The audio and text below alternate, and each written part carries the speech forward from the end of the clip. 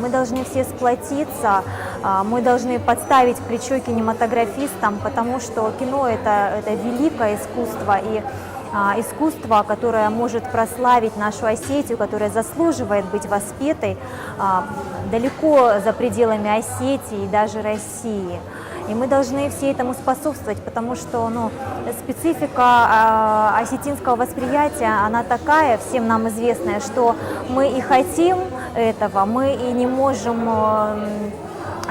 смириться с какими-то, в общем, ляпами и недостатками чьего-то творческого продукта. К этому надо относиться более лояльно и с точки зрения доброго советника.